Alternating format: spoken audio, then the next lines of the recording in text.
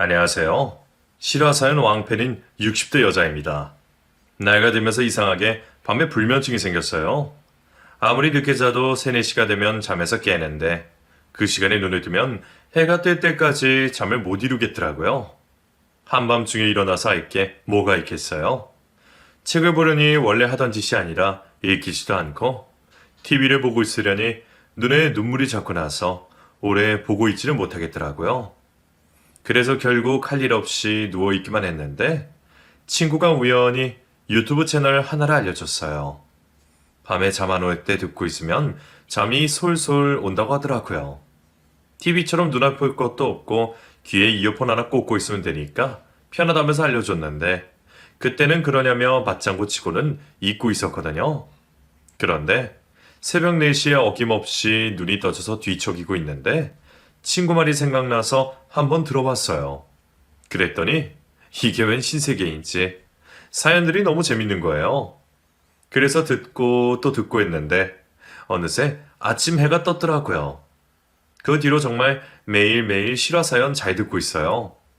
밤에 깨는 게 더 이상 겁이 나지 않을 정도로요. 제 불면증 친구가 되어준 것만도 너무 고마운데 사연들 들었던 게 저에게 큰 도움이 된 적이 있어요. 덕분에 파렴치한 인간과 인연을 끊었다니까요. 아니었으면 계속 당하고 살고 있었을 텐데 늦게나마 끊어낼 수 있어서 정말로 다행이라고 생각하고 있어요. 그래서 오늘은 제가 경험한 일을 얘기해 보려고 해요. 제 이야기가 또 누군가에게 도움이 되었으면 하는 바람으로요. 그럼 이야기 시작해 볼게요.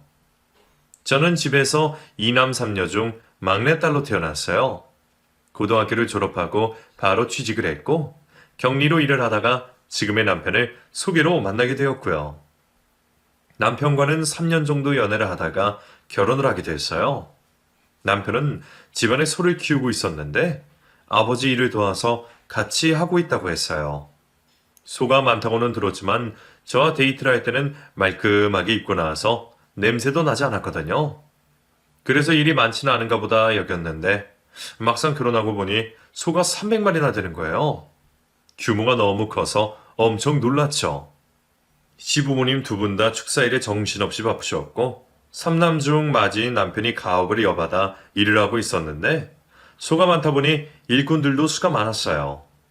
저는 집에서 막내로 자라서 살림을 맡아 해본 적도 없었거든요.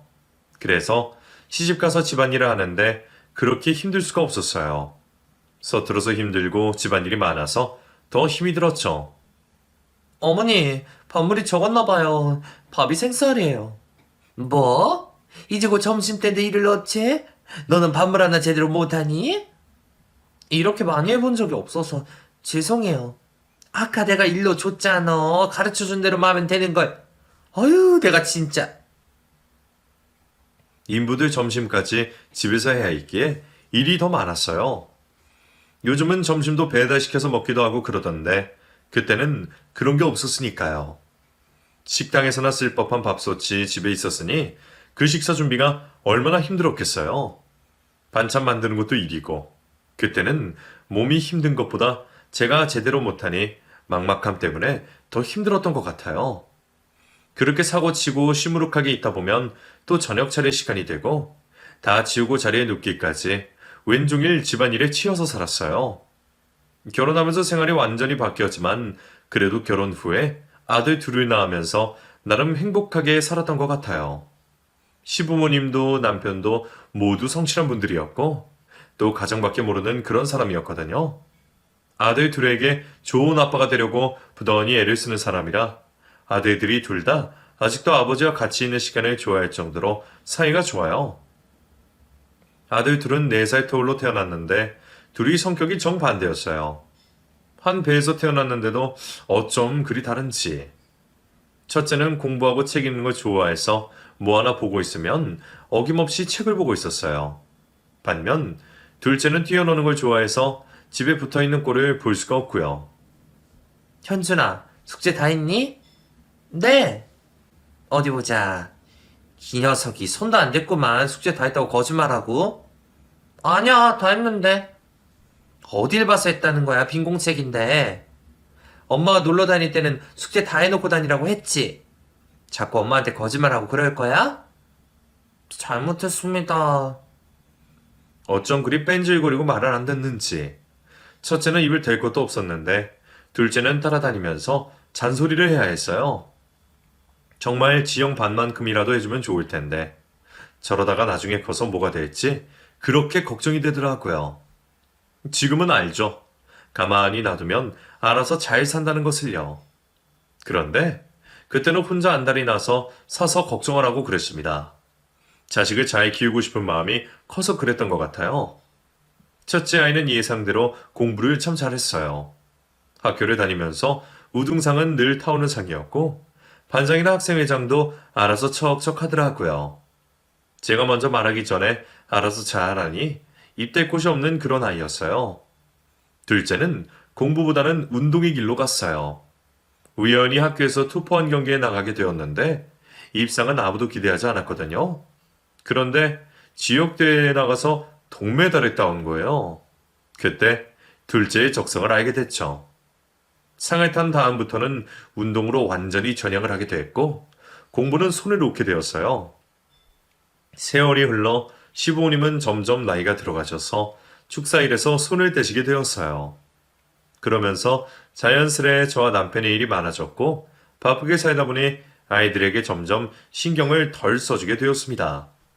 그럼에도 첫째가 중심을 잡고 잘해줘서 그런지 둘째도 알아서 성실하게 학교 생활을 해주었어요. 그리고 운동부에는 코치 선생님이 있었기에 성실하게 할 수밖에 없었고요. 아이들은 꾸준히 자신이 잘하는 것을 해주었고 상장을 수시로 들고 오더군요. 둘째도 각종 대회에 나가면서 메달을 따는 일이 잦았고요. 몸이 고된 일이었지만 그래도 일도 가정도 잘 유지되는 것 같아서 나름 뿌듯했습니다. 나이가 들어가는 게 무서울 뿐이지 아이들이 자라는 건 걱정이 없었어요. 어느새 아이들은 성인이 되었고 군대까지 다녀오게 되었어요. 첫째는 일반 육군으로 갔고 둘째는 고집을 부려서 해병대를 갔는데 군대에 들어갈 때 얼마나 눈물이 나던지 결혼하고 그렇게 속상할 때가 없었어요. 어찌나 속상한지 나라가 다 원망되더라고요. 그 정도로 마음이 그랬었는데 군대라는 게 나름 좋은 것도 있더군요. 아이들이 더 늠름해져서 집에 왔더라고요. 둘째는 철도 들었고요. 한 번은 군대에 있을 때 전화가 와서는 대뜸 큰 소리로 이렇게 얘기를 하더군요. 어머니, 아버지, 낳아주시고 키워주셔서 감사합니다. 충성! 어버이날에 전화가 와서는 이렇게 말해주는데 아들 목소리에 코끝이 찡해지더라고요. 그 힘든 곳에 가서 얼마나 고생하고 있을지 눈에 훤한데 어버이날이라고 씩씩하게 전화가 와서 고맙다고 하는데 어느 부모가 멀쩡하겠어요. 흐르는 눈물에 손수건으로 닦고 있으니 남편이 뭘 그런 걸로 울고 그러냐며 자기는 옛날에 군생활 더 오래 했다면서 핀잔을 주는데 그게 그렇게 얄미웠어요. 아들이랑 남편이랑 어디 갔나요? 70 먹은 아들도 물가에 내놓은 자식 같다는 말이 있는데 어쨌든 우리 아들들은 무사히 건강하게 군대를 제대해 집으로 돌아왔습니다. 아버지, 저는 공부를 더 하고 싶습니다. 대학원에 진학하고 싶어요. 늘 소와 함께하는 특별할 것 없는 일상에 일이 터졌어요. 우리가 하는 말은 늘 잘 들어주던 첫째 아들이 지 아버지에게 반기를 든 거예요. 대학을 졸업할 시기에 남편은 아들에게 집안 가업을 물려받으라고 했고 당연히 알겠다고 할 줄 알았던 아들은 그러기 싫다고 한 거예요. 뭐? 대학원? 4년 대학 나온 걸로 됐지 무슨 공부를 더 한다고 그러는 거야? 아버지가 그동안 저 뒷바라지 해주신 건 고맙습니다. 하지만 아버지, 이렇게 공부를 중단하는 건 싫어요. 더군다나 저는 소 키우는 건 관심 없어요. 이 자식이 소 덕분에 네가 이렇게 편하게 공부할 수 있었던 거야. 그런데 네가 이 일을 등한시한다고? 한 번도 지 고집을 부린 적이 없던 아들이었어요.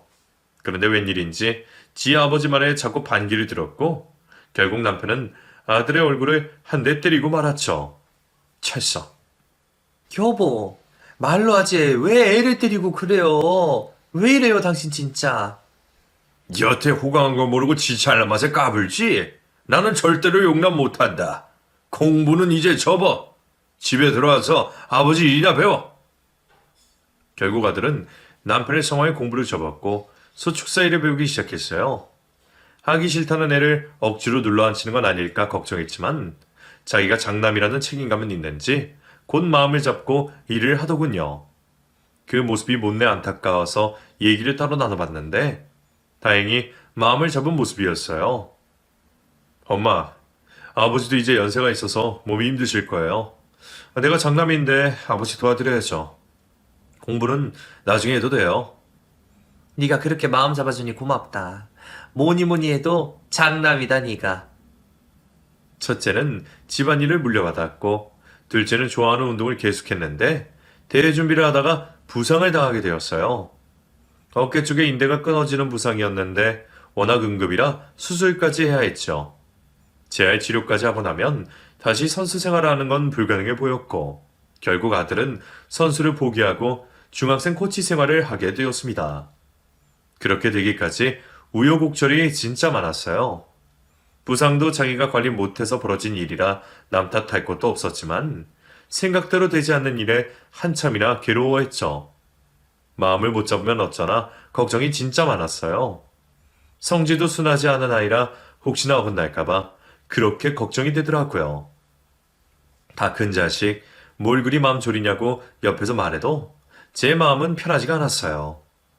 다행히 얼마 지나지 않아 학교 코치 자리가 났고 둘째는 바로 취직을 할 수 있었어요. 어느 날 첫째가 결혼을 하고 싶다고 했어요. 그동안 연애하는 낌새는 못 느꼈는데 갑자기 여자를 소개하겠다고 해서 얼마나 놀랐는지 모릅니다. 30이 넘은 나이였고 결혼할 때가 되긴 해서 손자리도 들어오던 중이었어요.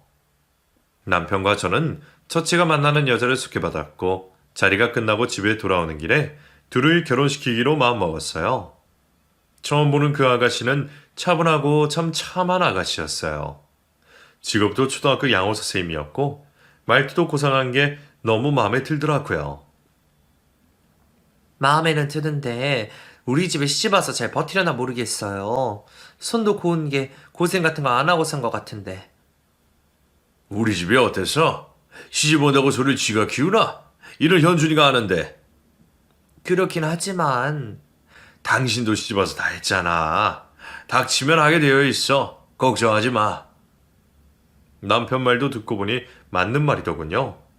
저도 결혼 전에는 살림이라고는 전혀 모르고 왔는데 막상 하게 됐을 때 잘 몰라서 실수를 하긴 했지만 결국에는 하게 되더라고요. 그런 걸 생각해보면 우리 집안에 와서 잘할 것 같았어요. 눈빛도 단단해 보이고 행동도 조심스러운 게 가벼운 아이는 아니다 싶었거든요. 역시나 제 예상대로 첫째 며느리는 시집 와서 저희 집에 곧 적응을 했어요. 주중에는 양호 선생님 일을 계속하고 주말에는 저희 집에 와서 집안일을 거들었죠. 바쁜 아들에게 투정을 부리지도 않고 내조를 잘하는 것 같았어요. 실제로 아들 얼굴에 환해졌고 살도 쪄서 보기가 좋았거든요. 둘이 잘 지내는 걸 보고 있으면 천생연분이구나 싶은 생각도 들었어요. 첫째가 결혼을 하고 나니 둘째도 조바심이 나던지 얼마 안 가 결혼을 하겠다고 했습니다. 사귀는 사람이 있는 건 알고 있었어요. 한 번도 소개는 받지 않았지만 때마다 연락하는 사람이 있더라고요. 첫째가 알아서 결혼을 잘했으니 둘째도 그럴 것 같았고 별 걱정 없이 소개를 받았어요. 그런데 우리 예상과 전혀 다른 성향의 아가씨가 나왔더군요. 입고 온 옷차림부터 남사롭지 않았어요. 딴에는 투피스 차림으로 갖춰 입고 왔는데 치마가 너무 짧아서 눈을 들 곳을 모를 지경이었어요. 남편도 당황해서 헛기침을 했고요. 식사를 하는 동안 우리가 묻는 질문에 대답은 잘했지만 딱 거기까지였어요.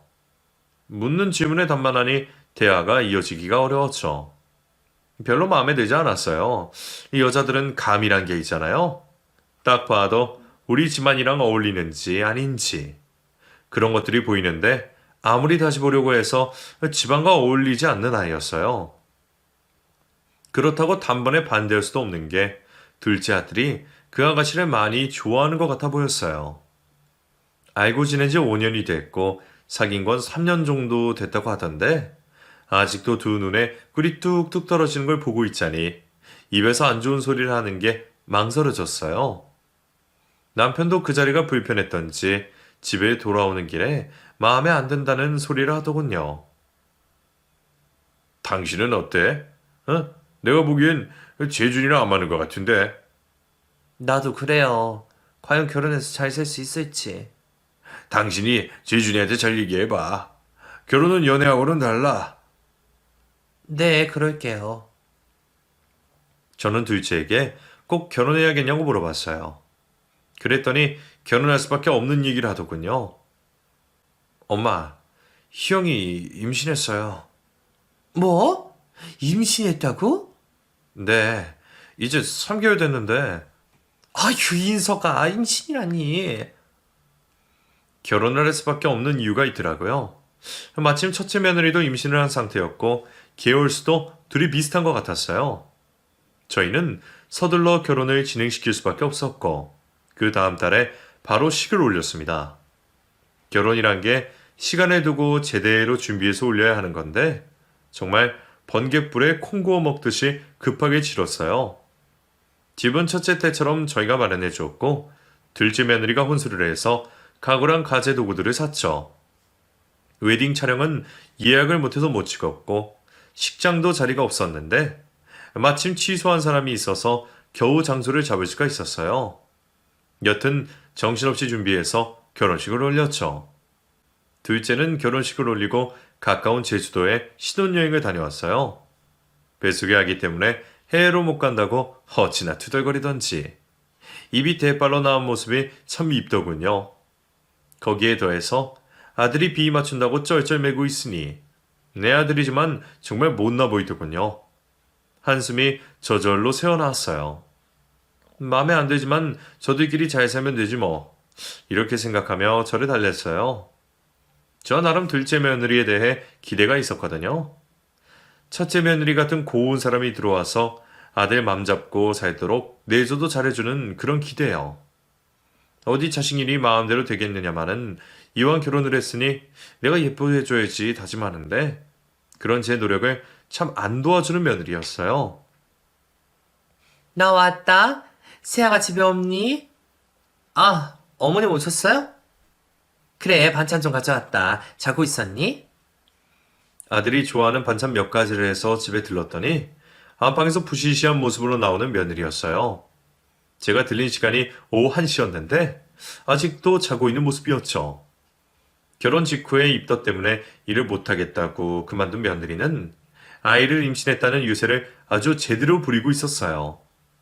집안이 아주 엉망진창이었는데 주방에 설거지가 잔뜩 쌓여있고 음식물 냄새가 진동을 하고 있었어요.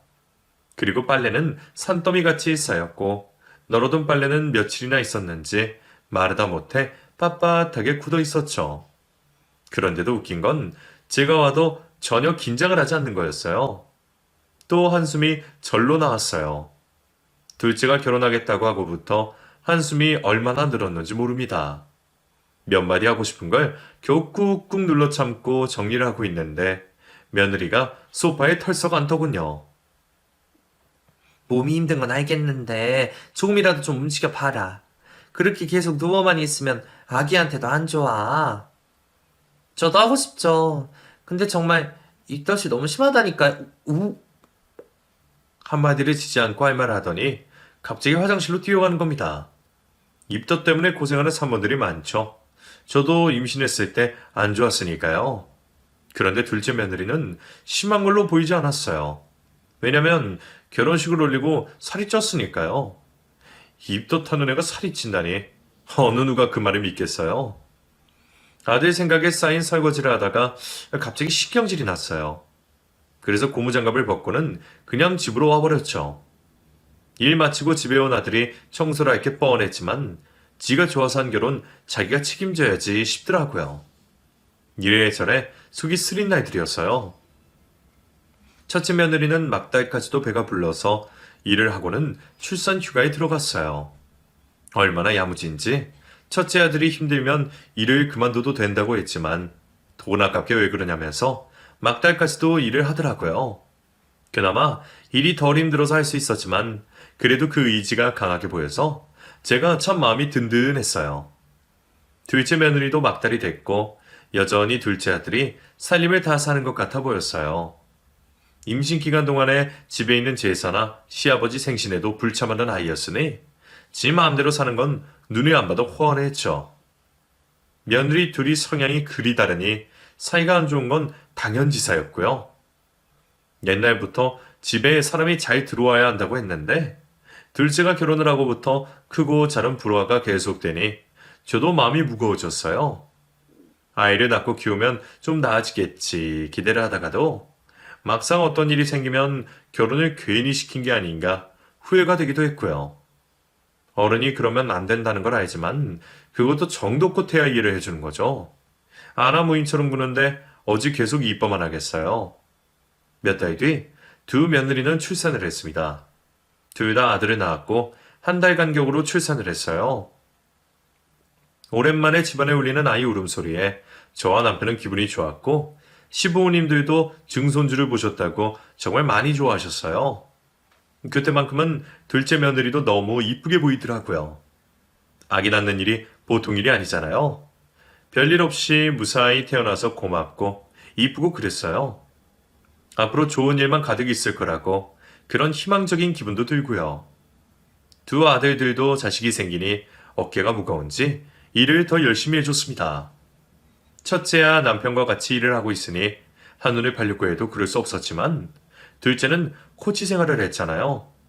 한동안 일이 또 재미가 없던지 영 마음을 못 잡는 모습이었는데 대회 준비에 더 열심히 하고 아이들 훈련에도 정성을 많이 쏟더라고요.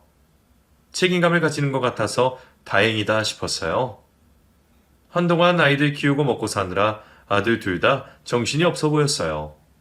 그 사이 첫째 며느리는 둘째 아이가 생겨서 아예 일을 그만뒀고요. 사직절을 쓸 때 정말 많이 아쉬워하더군요. 일하는 게 재미있었다면서 나중에 아이들 크고 나면 꼭 할 거라고 하는데 괜히 내가 미안해지는 마음이었어요. 가능하면 제가 아이들을 봐주고 싶은 마음도 들었지만 저도 몸이 안 좋아서 아이들 봐주는 건 안 될 것 같더라고요. 반면 둘째 며느리는 손자가 10살이 되어도 일을 하러 갈 생각이 전혀 없었어요. 할머니, 그래 우연아, 이제 집에 온 거야? 네, 학원 갔다가 집에 왔어요. 벌써 6시인데 배 안 고파? 배고파요. 엄마가 피자 시켜준대요. 피자? 손자가 보고 싶어서 영상통화를 했는데 하루 종일 학교에 학원까지 간다고 6시가 되어서야 집에 왔다는 말에 참 속이 상했습니다. 공부도 좋지만 엄마가 일을 하는 것도 아닌데 그 시간까지 학원을 돌리는 게 저는 도통 이해가 안 됐거든요. 제가 학원을 좀 줄이라고 해도 아이가 좋아서 다니는 거라고 하니 할 말이 없더라고요. 그렇다고 일을 하는 것도 아니고 하루 종일 집에서 게임이나 하고 TV나 보고 홈쇼핑으로 돈 쓰는 게 정말 마음에 안 들었어요. 가끔 집에 가보면 집 정리는 여전히 안 되어 있고 현관문 앞에는 뜯지 않은 택배 박스가 잔뜩 쌓여 있었어요. 참고 참고 또 참다가 아들을 통해 한마디 했더니 또 우울증이 있다면서 펑펑 우는 거예요. 그러니 제가 손을 댈 수가 없는 거죠. 첫째 아들은 오순도순 가정을 잘 꾸려가는데 둘째는 걱정부터 앞서니 참 못할 짓이었어요. 게다가 안 좋은 일은 꼭 둘째에게만 생겼어요. 엄마, 저 코치를 그만뒀어요. 뭐? 왜? 그럼 앞으로 뭐 하려고? 그냥 치킨집이나 할까 싶어요. 코치라는 직업이 때마다 계약을 하고 그래야 해서 오래가지 못하는 건 알고 있었지만 갑자기 그만두겠다고 하니 엄청 놀랐어요. 그리고 식당 아르바이트도 한번 안 해본 아들이 치킨집을 하겠다는 것도 걱정이 됐고요. 며느리랑 둘이 운영을 해보겠다고 하니 계속 말릴 수가 없어서 가게 준비하는 데 필요한 돈을 보태줬어요. 그간 일하면서 모은 돈도 없어서 일부는 대출을 내고요. 장사는 처음이라 TV에서 광고하는 프랜차이즈 치킨집을 차렸는데 인테리어를 멋지게 하고 나니 근사하더라고요. 오픈하고는 지인들도 많이 찾아와줘서 장사도 꽤나 됐고요. 이대로만 되면 걱정 없이 살겠다 싶었어요. 그런데 그 매출이 계속 가지 않는 게 문제였어요. 엄마, 나 돈 좀 빌려줘요. 돈? 무슨 돈? 가게세랑 재료비하고 나니까 생활비가 모자라. 아휴, 장사가 안 되는 거야? 쉽지 않네. 가게 매출은 갈수록 떨어졌고 결국 폐업을 하게 됐어요. 가게 임대료와 인테리어비까지 하면 적지 않은 돈이었고요. 둘째는 다시 가게를 차린다고 했어요. 먹는 걸로는 안 됐으니 술 장사를 하겠다더군요. 고르고 고른 게 포차 술집이었는데 프랜차이즈 가게보다 인테리어비가 적게 들었어요. 하지만 망한 뒤에 다시 차리는 거나 목돈이 들어가는 건 똑같이 부담이 됐어요. 아들은 정말 열심히 일을 했어요. 잠도 푹 못 자고 이리저리 뛰어다니느라 살이 쏙 빠졌죠. 가게 오픈한다고 제대로 쉬지도 못하고 명절에도 잠깐 와서 얼굴만 보고는 가버렸고요. 그렇게 열심히 했건만 결과는 또 폐업이었어요. 그 뒤로도 몇 번 더 가게를 오픈했는데 어쩜 그리 장사가 안 되는지 모두 다 망해버렸어요. 결국 살고 있던 집까지 대출 때문에 모두 넘어가 버렸어요. 하는 수 없이 둘째는 저희 집으로 들어와 살게 됐어요. 그동안 저희가 아들에게 지원해준 돈 몽땅 다 잃고 집에 들어온 아들에게 남편은 크게 화를 냈어요. 어리석게 해보고 안 되면 포기를 해야지. 왜 계속 가게를 오픈해서 저 자식 길바닥에 나앉게 했냐며 책임감 없는 놈이라고 모진 말을 했죠. 다 큰 아들은 기가 많이 죽었는지 제대로 말도 못하고 눈물만 뚝뚝 흘려댔어요. 당분간 내 눈에 띄지 마! 못난 자식! 아버지, 죄송해요. 아무리 지 잘못으로 혼이 난다지만 그래도 아들이 기죽은 모습을 하고 있는데 마음이 정말 안 좋았습니다. 딴에는 노력해서 열심히 살려고 한 건데 어찌 결과가 다 좋을 수가 있겠어요. 세상 일이 그리 맘먹은 뜻대로 다 되면 다 잘 살지. 못 사는 사람이 왜 있냐는 말이에요. 남편도 속이 쓰려서 그런 말을 했겠지만 제 입장에서는 정말 듣기 싫었어요. 둘째네와 함께 살게 되면서 좋은 것도 있고 나쁜 것도 있었는데 손자를 매일 볼 수 있다는 건 좋았어요. 이제는 다 커서 애교는 없어졌지만 그래도 할머니, 할아버지라고 부르면서 말하는 걸 보고 있자면 흐뭇해지더라고요. 식사 시간마다 야무지게 밥을 퍼서 생선 반찬을 먹는 걸 보고 있으면 내 배가 저절로 부른 것 같고 그랬어요. 반면 며느리와 함께 있는 시간이 늘어나니 그건 또 그것대로 많이 안 좋았어요. 나름 같이 살면서 친해져 보자 그런 생각도 가졌어요. 그런데 서로 워낙 성향이 맞지 않으니 맞춰 사는 게 곤욕이더군요. 그 중에서 제일 마음에 안 들었던 게 우선 내 아들에게 함부로 대한다는 거였어요. 아, 이게 뭐야. 내가 찬물 달라고 했지. 이거 미지근하잖아. 얼음 넣는 건데 안 시원해? 알았어, 다시 가져올게. 됐어. 내가 먹고 말지. 시키면 제대로 하는 게 없어. 제가 앞에 있든 없든 아들에 대한 며느리의 행동은 늘 신경질적이었어요. 곱게 말을 하는 경우를 볼 수 없었죠. 보다 못한 제가 한마디 했지만 그때뿐이고 또다시 말을 함부로 했어요. 그나마 다행인 건 남편이 있는 자리에서는 말을 조심한다는 거였어요. 시아버지 무서울 줄은, 아니, 그나마 다행이었어요. 애미야, 또 치킨 시켰니? 아, 애한테 왜 자꾸 배달 음식을 먹이는 거야? 우연이가 시켜달라고 해서 시킨 거예요. 저 치킨 안 좋아해요. 얘가 하자는 거 다 할 거니? 그럴 거야? 하루가 멀다 하고 치킨이며 피자를 시켜 먹길래 한 소리 했더니 또 입이 대빨이나 나와 있었어요. 한창 자라는 애한테 자꾸 튀긴 음식을 먹어서 어쩌자는 건지. 저녁까지 배불리 먹었는데 야식으로 자꾸 시켜서 먹이니 아이가 자꾸 뚱뚱해져만 갔어요. 결혼해서 전업주부로 있은 지도 10년이 넘었건만 여전히 주방일이 서툴고 반찬할 줄도 모르는 모습을 보며 저의 화병은 다시 도지기 시작했어요. 그러던 중 알게 된 한 가지. 아들이 그간 자영업을 하는 동안에 가게 일을 안 도와줬다는 걸 알게 됐어요. 인건비 때문에 직원도 최소한으로 쓰면서 아둥바둥 가게를 운영했는데 그동안 며느리는 집에만 있었다고 하더라고요. 너, 재민이 가게 할 때 가게 일 안 도와줬니? 제가 그걸 왜 해요? 우연히 아빠가 해야 하는 일이잖아요. 네 일, 내 일이 어디니 부부 사이에 힘들면 같이 하는 거지. 저 결혼할 때 조건이 일 안 하는 조건이었어요. 일 안 해도 된다고 해서 결혼했다고요. 너 그게 말이니? 말이 된다고 생각해? 아유, 속 터져. 제가 한 말에 기분이 상했는지 며느리는 방문을 쾅 닫고 들어가 버렸고 그날은 방에서 나오지 않더라고요. 저녁을 준비할 때도 식사를 할 때도 방에서 나오지 않았어요. 우연히 애미는 왜 안 보여? 엄마 머리가 아프대요. 머리? 왜? 병원에 가야 하는 거 아니야? 제가 볼게요. 머리가 아프다고 아이에게 말하라고 시키고는 침대에 누워 핸드폰만 만지고 있는 며느리 보고는 방문을 그냥 닫아버렸어요. 형을 도와 축사일을 하고 있는 둘째가 저녁을 먹으러 집에 들어왔는데도 방에서 나와보지 않는 게 어찌나 괘씸하게 느껴지던지 저도 화가 나서 둘째에게 이혼하라는 말을 하고 싶을 정도였어요. 그 다음날 며느리는 저에게 일하러 가겠다고 하더군요. 저 취직했어요. 내일부터 출근해요. 뭐 취직? 갑자기 무슨 일이니?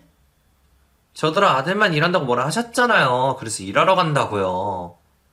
너 말 다 했니? 저도 하고 싶은 말 다 못해요. 참고 있다고요. 그러니까 어머님도 저한테 더 이상 말하지 마세요. 기가 찼습니다. 그동안 따로 살아서 며느리의 실체를 모르고 있었어요. 이렇게 되바라진 아이인 줄은 꿈에도 몰랐어요. 차라리 일하러 가서 잘 됐다 싶더군요. 일하는 동안에는 안 보고 있어도 되니 어쩌면 잘 됐다 싶었어요.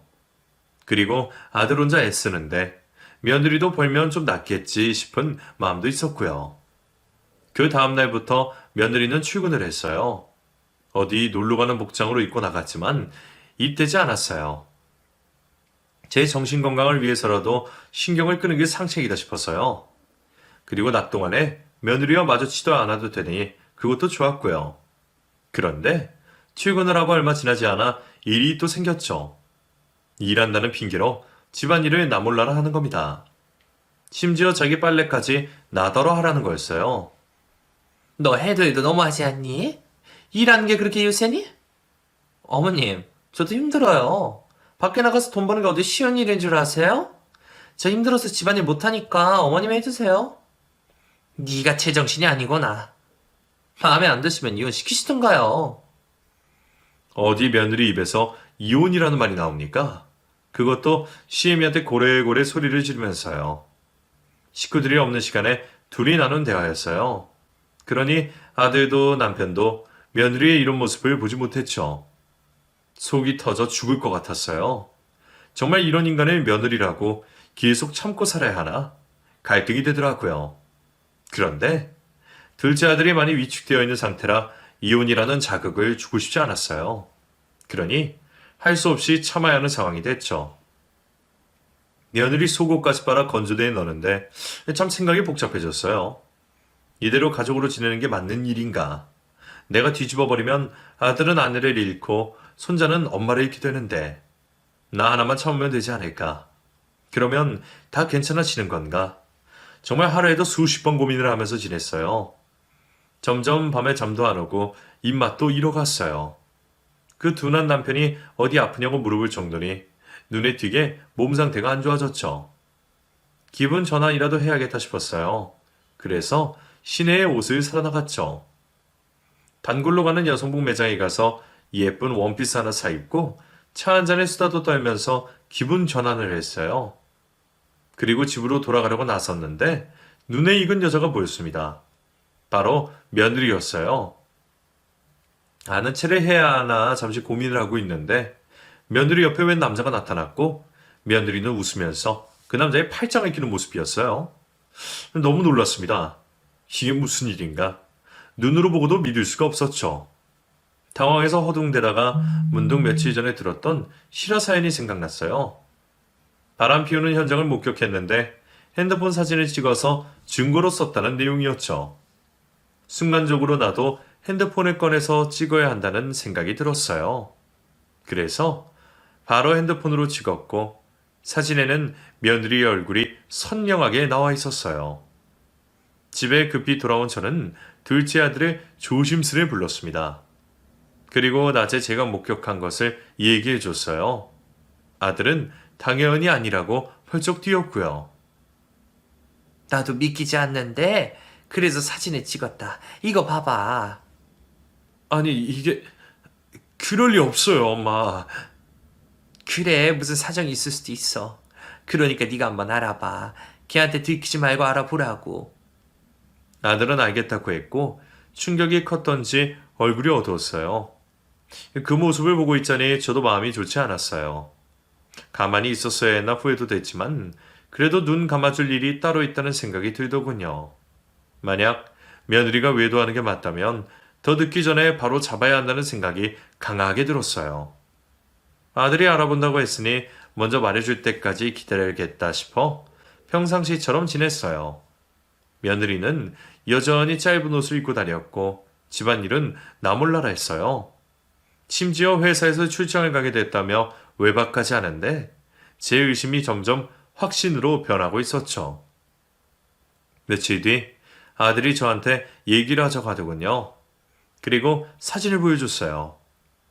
엄마, 우연히 엄마 바람난 거 맞아요. 진짜니? 네. 나도 미행하기가 쉽지가 않아서 흥신소에 의뢰했는데 지금 다니는 회사의 사장이라는 인간 저랑 결혼하기 전부터 알던 사이더라고요. 잠깐 사귄 적도 있었고 이게 대체 다 무슨 일이니? 며칠 전에 출장 간 것도 이 새끼랑 같이 여행 갔던 것 같아요. 저 이혼해야겠어요. 아들은 맘 정리가 끝났는지 담담하게 말을 했어요. 반면 저는 그동안 당했던 것들 때문에 속이 뒤집어질 것 같았고요. 속이 터질 것 같아 물을 벌컥벌컥 마시는데 마침 며느리가 나타났어요. 다녀왔습니다. 너 이리로 와봐라. 왜 그러세요? 아무 일 없었다는 듯 맑은 얼굴로 자리에 앉는데 아들이 곧장 따귀를 때렸습니다. 짝. 이게 무슨 짓이야? 미쳤어? 더러운 년. 너 그 새끼랑 뭐 하다 왔어? 뭐? 너 바람 피우는 거 다 알고 있다고 내가 모를 것 같았어? 야, 알았으면 알았지. 때리고 난리야. 뭐라고? 따귀를 맞은 게 분했던지 며느리, 아니 그 인간도 가만히 있지 않고 바락바락 소리를 지르기 시작했어요. 둘이 한참 싸우더니 아들이 이혼하자는 말을 했습니다. 그 순간 그 여자 얼굴이 멍해지더군요. 왜? 네가 무슨 짓을 해도 내가 참고 살 것 같았어? 이혼이라니. 사람이 살면서 실수할 수도 있는 거지. 무슨 이혼이야. 난 못해. 난 이혼 안 해. 친구들한테 쪽팔려서 어떻게 말해. 나 이혼 안 해. 네가 쪽팔리는 건 아는 사람이었구나. 바람난 건 안 쪽팔리냐? 둘은 계속 옥신각신하고 저는 중간에서 말리고 아주 시장판이 따로 없었습니다. 한참 그러고 있는데 손자가 집에 들어왔어요. 엄마, 아빠 왜 싸워요? 손자의 목소리에 우리는 아이를 쳐다봤고 싸우던 소리도 멈췄어요. 저는 손자를 챙겨서 방으로 들어가자고 했죠. 그때 아들이 손에 든 사진과 손자를 번갈아 쳐다봤어요. 그러고는 눈이 갑자기 커지더군요. 그러고는 밖에 나가버렸어요. 그때는 영문을 몰라 싸움이 끝났다는 생각만 했는데 그게 아니었어요. 아들이 뭔가 다른 눈치를 채고는 놀라서 자리를 피한 거였죠. 나중에 알고 봤더니 11년간 우리 집 핏줄이라고 생각했던 손자가 실은 그 여자가 바람 피운 남자의 아들이라는 게 밝혀졌어요. 다른 남자의 아이를 임신하고선 우리 집으로 시집을 왔더라고요. 그 모든 사실이 밝혀지고 저희 집안은 발칵 뒤집어 버렸어요. 저는 쓰러져 버렸고 남편도 입맛을 잃어 밥을 제대로 못 먹었죠. 둘째 아들은 자신을 속인 그 여자를 죽여버리겠다고 날뛰어서 그걸 말린다고 첫째 아들이 애를 먹었어요. 결국 둘째는 그 여자를 상대로 이혼 소송을 걸었어요. 그리고 손자에 대해서도 친자 무효 소송을 했고요. 그 여자 하나 때문에 우리 가족은 무너져 버렸어요. 세상에 살면서 그런 끈질기고 양심이 없는 여자는 처음 봤어요. 자기가 지은 죄가 얼마나 큰지 모르고 끝까지 돈 때문에 들러붙더라고요. 눈물로 애원도 했다가 화도 냈다가 타일러도 받다가 별짓을 다 했지만 둘째 아들을 아랑곳하지 않고 재판을 했고 그 여자에게 위자료까지 청구해서 이혼을 했습니다. 그리고 손자도 그 여자가 데려갔어요. 11년 동안 키운 정이라고 있는데 헤어지는 날 아들이 눈물을 보이더라고요. 하지만 남의 씨를 데려다가 키우는 건 우리에게 아주 힘든 일이었어요. 이혼을 하고 나서 둘째 아들 걱정이 많이 됐어요. 혹시나 잘못된 선택을 하지 않을까 노심초사했죠. 하지만 아들은 그 괴로움을 일로 승화시켰고 축사일에 매달리기 시작하더군요. 그러더니 조금씩 사업을 확장시키는데 일조했어요. 점점 규모가 커지고 둘째가 맡아서 운영을 할 수 있을 정도가 되자 남편이 첫째를 불렀습니다. 보아하니 축사는 네 동생이 제교인 것 같다. 맡겨도 될 것 같아. 그래서 말인데 너 다시 공부해 볼래? 네? 정말요, 아버지? 그래. 늦은 건 아닌가 싶지만 그래도 해보고 싶다면 해봐. 고맙습니다, 아버지. 재민아, 고맙다. 그렇게 첫째는 집안 사업에서 벗어나서 자기가 하고 싶었던 공부를 하게 됐어요. 뒤늦게 각자의 길을 찾은 거죠. 모두 다 둘째 아들 덕분이에요. 뒤통수 맞고 무너지지 않고 잘 버텨준 덕분에 서로가 잘 될 수 있었던 것 같아요. 요즘 저는 걱정이 없습니다. 둘째가 재혼을 했으면 좋겠지만 언젠가 인연이 있겠지 싶어서 기다려주고 있어요. 사업 수완이 있다는 게 동네에 소문이 나서 재혼인데도 선을 넘는 집들이 생겼지만 아들에게는 말하지 않고 있어요. 때가 되면 진짜 짝이 나타날 거라고 믿고 있습니다. 제 이야기는 여기까지예요. 긴 글 읽어주셔서 고맙고 실화사연 계속 애정해서 구독할게요. 감사합니다.